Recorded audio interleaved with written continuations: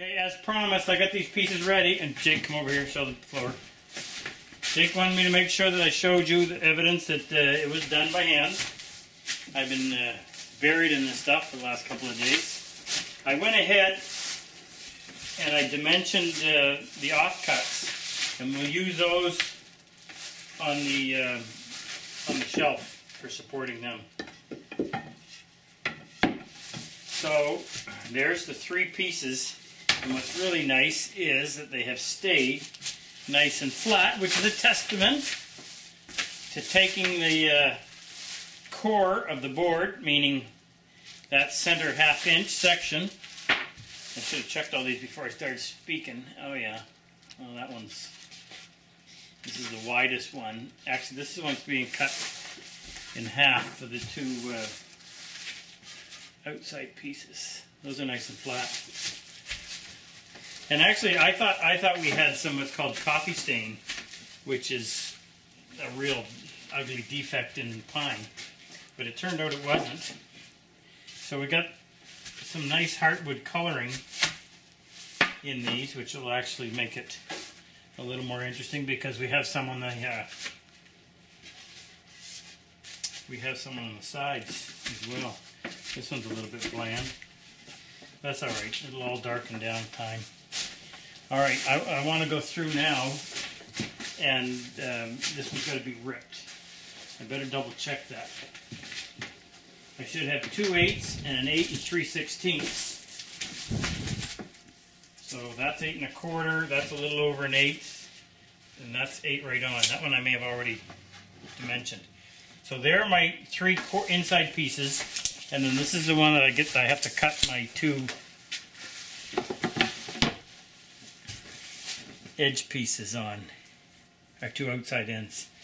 So where's my story pole? Did you see it, Jake? Yeah, it's right over here, isn't it? No, it's right here on the edge of this board. Okay, those are 4 1/4. So I'm going to go ahead and rip these down to 4 1/4. Now, as far as least defects, there's a fairly large knot on this side and it's smaller on that one, so I think I'll use this side. 4 1/4 is 8 1/2, and I've got 9 1/2, so I've got lots of room. First thing I need to do is square up and straighten this edge. I don't have a shooting board long enough to do that, so I have no choice but to do it just like this in the vise. Oh, it actually looks pretty square now. No, it isn't. Didn't get that lucky. Actually, you know what I can do with this? I don't use this plane very often. This is an edge plane, and the nice thing about it is it'll square up the edge. Now, because it's short, it'll easily ride like this. But it will give you a edge that is square to the face. And why am I missing the lever cap? Shoot. Okay, I got to go through and dig and find that. When we come back, I'll have this sharpened up, and I'll hopefully find the lever cap for it. We'll see you in a second. Okay, I found the lever cap. I just want to show you the sharpening on this because it's small, and it gets a whole lot harder to sharpen when you have a hard time holding on to the stupid little thing. Obviously, you have to have your hands in different positions. And I've got, the last time I ground that, I ground a pretty steep, a pretty low angle on it. Not that that matters. Find that primary. And now this time I'm going to hold the blade, and I'm always locking my 2 hands together. I've got 2 fingers out on the blade. I'll rock on there until I can find that flat bevel. Hold it up off of there. About 10 seconds of work. Concentrate on keeping that in one position, not allowing it to move. Okay, feel for the burr. Come over to my 16,000, elevate a little bit higher. No work on the corners because I want this to be cutting the nice straight edge. And when you can see a full width shadow on there, you know you're doing the job. And set that on there. Not much to hold on to. That should do a trick.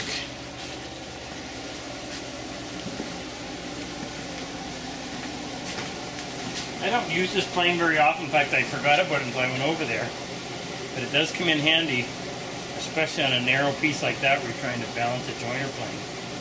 And once you get that edge square, then it makes the whole process of straightening a whole lot easier.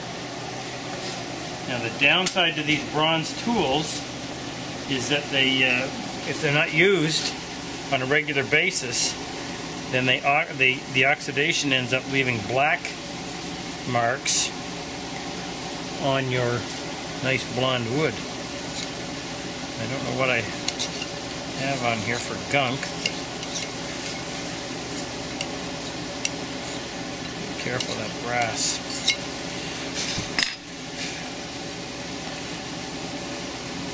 Now the adjuster on that is a little bit different. It's a little lever like this. There's a couple of teeth in there. So there's several slots cut. Depending on where you are in the wearing of the blade determines which of those slots you'll engage with that lever.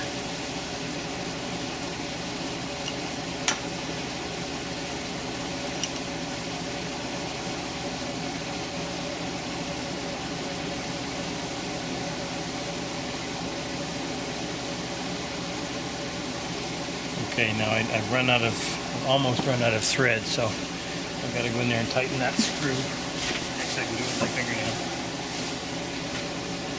Doesn't have to be really tight. I always have to think this thing through. So to advance the blade, I'm going to push on that lever. That was a little bit too much.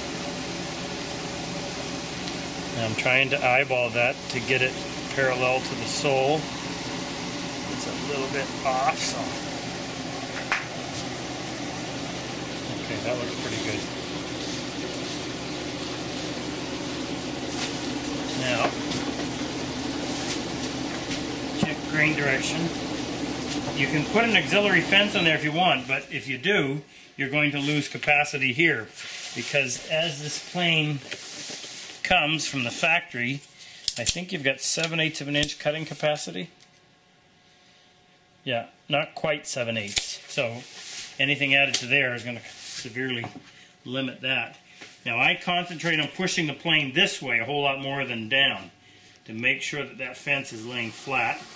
The skew angle of the blade pulls the plane tight to the board, so you don't have to worry about actually what I'm saying is it helps keep that tight. And this square. Okay, so if we check that, that should be a nice square edge. And it is. Now I want to go in and straighten it. I'm just going to eyeball it first. There seems to be a bump in the middle, so I'll check it with the corner of my jointer.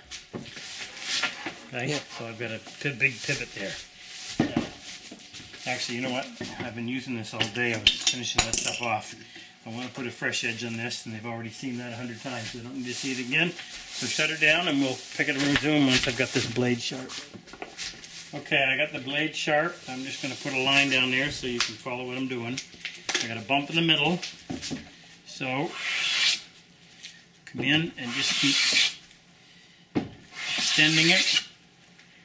Try to keep that weight of the plane keep the board centered in the blade and work right in the center so that you can maintain that square edge. Now, I hope to have a hollow, which I do. I'm going to take one more pass going almost all the way, and then I'll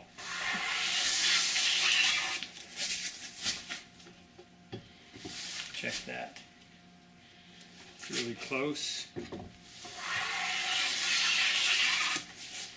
Now, I can go in and follow this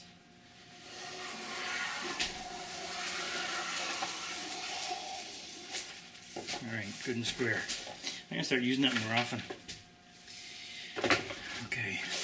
Now I'm going to set my panel gauge. I'm going to use the cutter now that we're looking for something more precise. Where's that green handle? Robertson.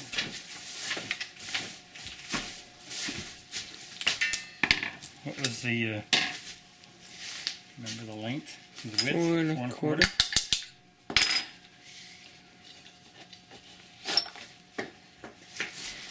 It's the only problem with leaving shavings on the floor like that. You drop something and you're half an hour looking for it. It's almost like finding something in a haystack. Almost. Okay, I want to double check and make sure I got that number right. What they do with that? It's right there. It is 4 1/4. Okay. So you're obviously going to cut this a little. No, this is going to be exact. But you're going to have... I want this right on. Oh, you're going to want to clean up the surface? Where's my... where is my... Shut that down for a second, Jake, while I find my steel rule. Sorry about that. We shoot the power tool mostly on that side of the shop and the hand tool on this side of the shop. So tools are either here or over there. Anyway.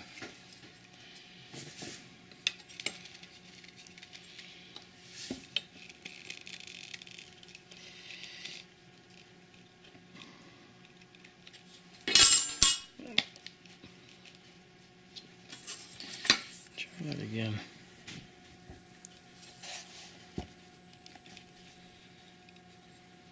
Okay, looks to be right on. Double check it. 4 1/4. Set that wedge. I hate touching that and then not coming back and trying it one more time. Okay. My hands are a little dirty, but I've got to go through and do the finish anyway.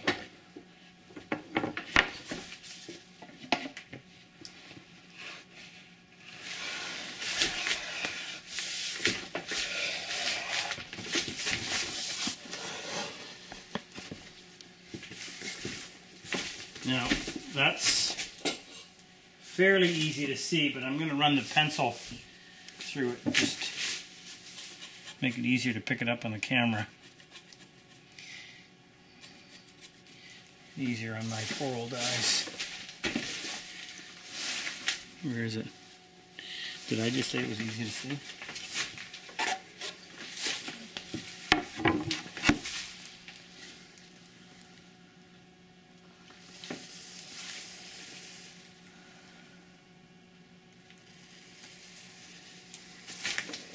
Is there a reason that's curved?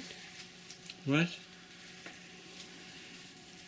Yeah, I think it fell out of the line. It did. That's not the line. Is it? Yeah. So you never had it. I wasn't even in it, but I did cross it and catch it. I picked it up over there. Oh, that's a first. Ah, yeah. Look at it. It did follow that grain. Let's just hope I don't do that with a saw. Alright, where's my horse? My wife heard me say that, she'd laugh. What you don't understand about that statement is my wife and 2 daughters got involved in horses 4 years ago. My bank account has never been the same, nor will it. I'm not exactly a big fan of those big smelly animals. Okay, this should be easy ripping, as thin as it is. Make sure I get on the right line. And it's safe.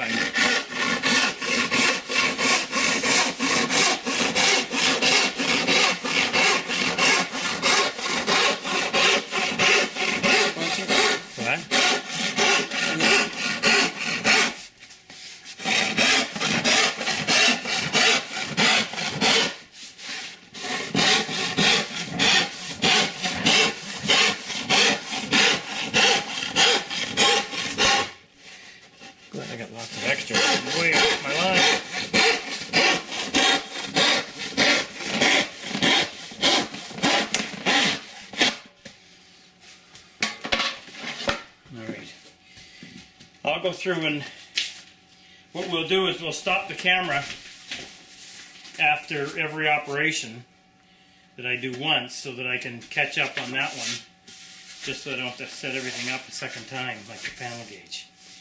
Okay, now I'm going to try using that little edge plane. I'm going to set it for a much heavier cut. See if we can get rid of a lot of material quickly.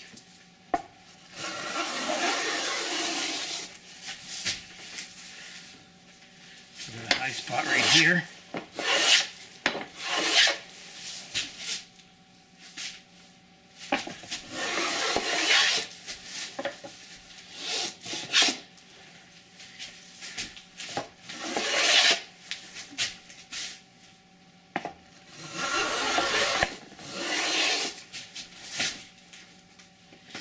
Okay, now I'll pull that back.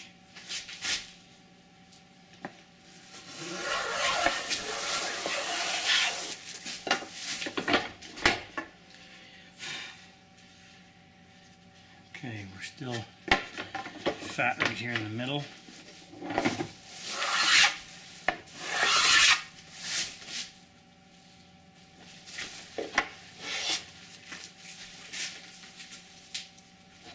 Right here.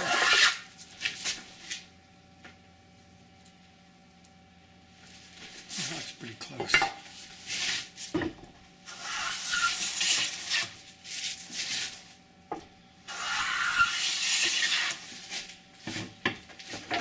Wow, that line is hard to see.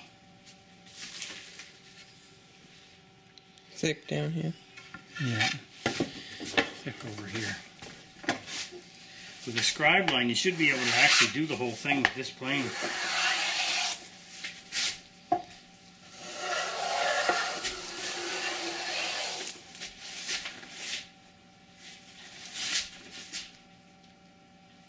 I think this last pass should do it.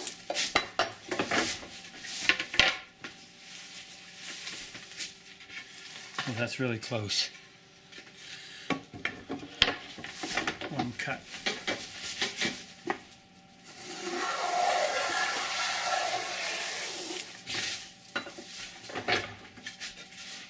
Okay, that one's ready.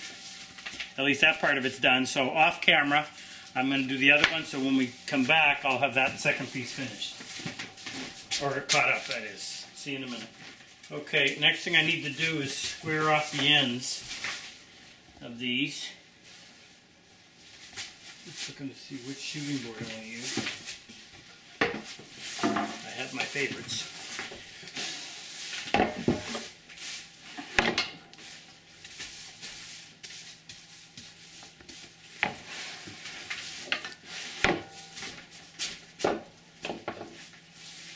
Square them off and then trim them to length.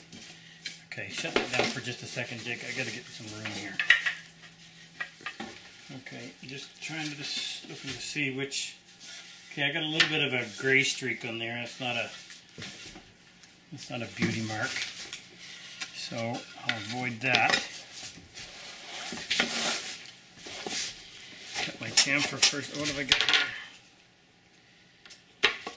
A bit of a dent.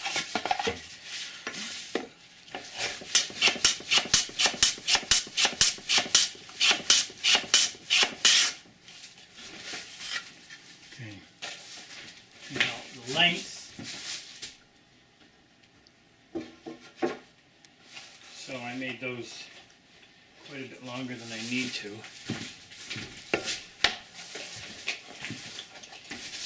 I decided to come just a little bit lower than this.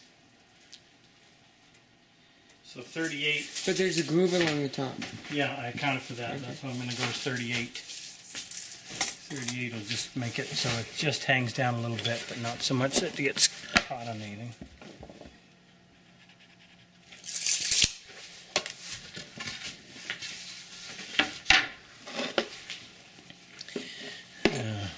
No, I need my square. Right here? Or not long enough? Not long enough.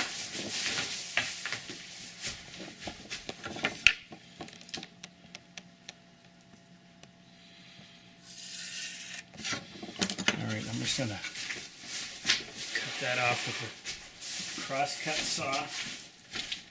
A little more than I want to shoot.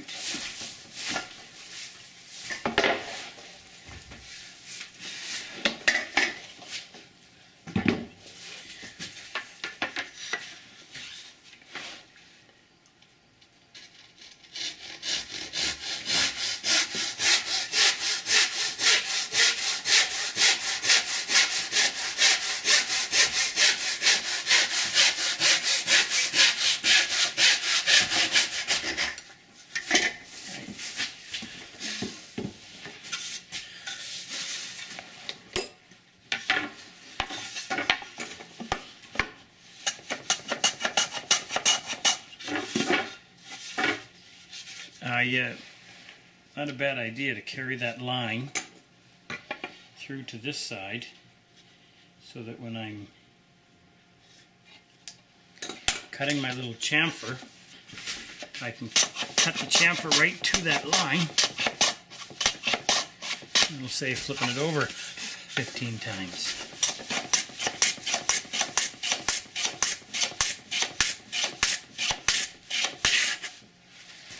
Okay, now I'm going to shut down again.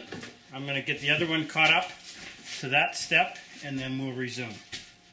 Okay, just want to stack these two pieces beside each other and I'm thinking, what is going on? How come they could possibly be off?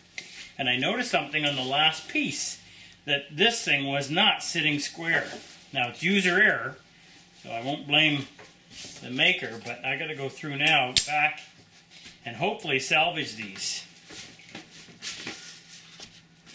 This is not fun. Actually, do I really? Yes, I do. I was going to say, can I get away without doing it, based on the fact that where they're going to be cut, but, or where the edges are going to end up. Okay, that one is off. And that one is on. All the way. So, I got one bad edge on this one. So, let's see if I can fix it. And what I was doing is I was the exact opposite of what I told you. Instead of concentrating on that side, holding it tight, I was sitting it up here. So the first thing I want to check and make sure is that that blade is parallel to the sole. Keep it tight, and you're going to watch and you're going to see it's only going to take a strip off. See? Now if I keep uniform pressure throughout, I should be able to keep that edge straight. Jake, you keep an eye right there. Make sure that I stay.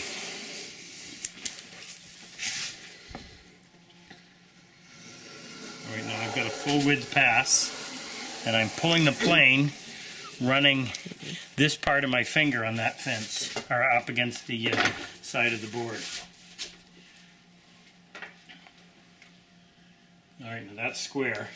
And I think I'm going to be okay on my width because it seemed a little bit fat. These are supposed to be 5 4 1/4, aren't they? Mm-hmm. And we're a little under. Yeah, not bad. It's only a 32nd. Well, let me try this one.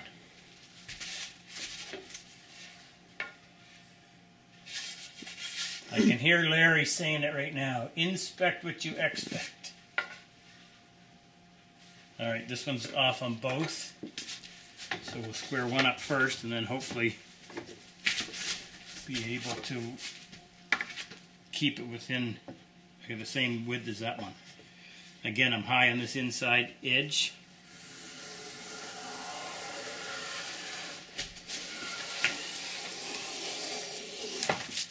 Didn't get a full width shaving.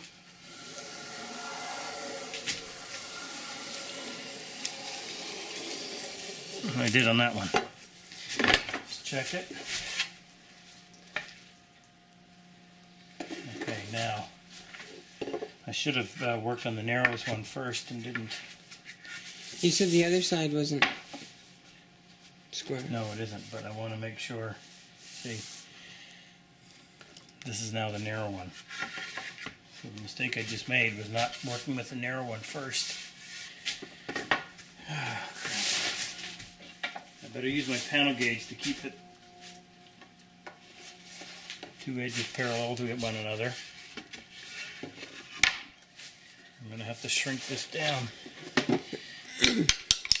Well, you know what the good news is? I haven't cut those other ones to width, so I can compensate by just making the center one a little fatter.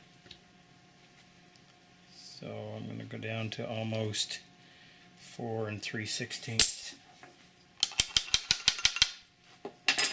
Probably a smart move that I started with these ones.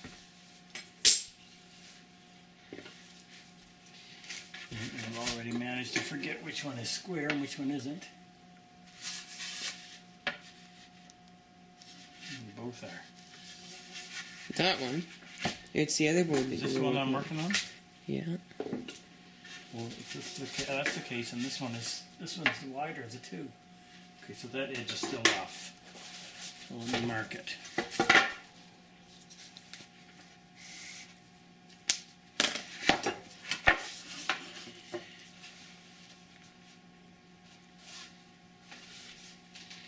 Jake, I'm all right. This is the one that's still a little bit wide.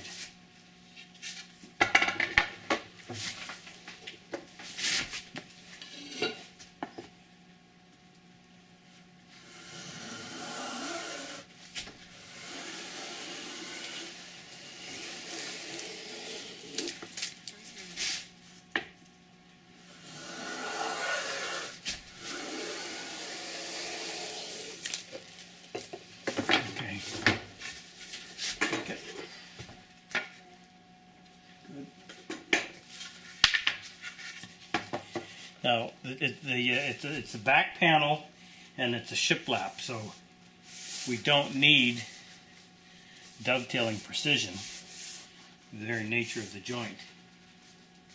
Okay, that looks good. Okay, and these hopefully stayed square even after I had to do that. They are. At least that one is. That one is. I'm gonna check them all. How are we for time, Jake? 2 minutes.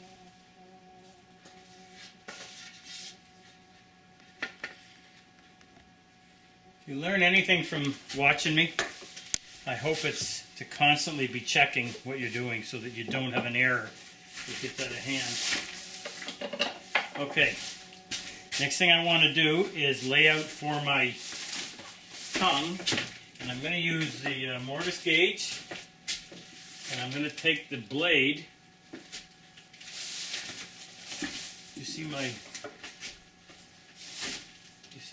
drawer bottom plane, Jake? I thought I had it right here. There it is. I'm going to take the blade right out of here, and I'm going to use it to adjust the blades on my mortise gauge so I can get it precise.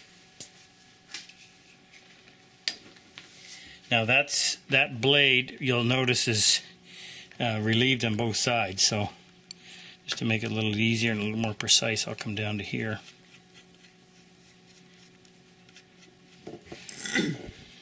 Tighten that up.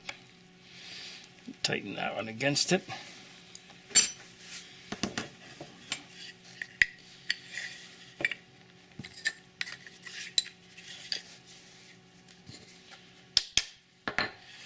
Okay. Now, I have to decide how much.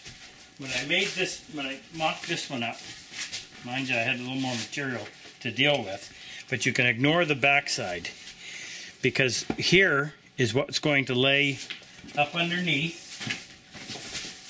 This shoulder is going to give a lot of strength. In addition to the glue, it's going to give a lot of strength to prevent this thing from racking and to keep that side from bowing out. So, seeing as it's pine, I want to have enough material there that it's not going to just crush the wood up in there, and it'll give it some good solid footing. So I think I'll go with what you see right there. And what I want to just do is take a quick look and make sure I'm going to have enough material. Okay. It actually will end up giving me about a 1/16 on either side. So I'm okay with that. Right. Okay. Well, we're going to shoot the next episode here in a few minutes anyway, so we'll go ahead and just continue with these. Make sure you keep these pieces sitting on their edge or standing up so that the air can get all around them, so that you don't end up having severely warped pieces, because it's going to be really difficult to cut these joints, and it's not very thick to be able to clamp well or hold flat on the bench. Okay, see you next episode.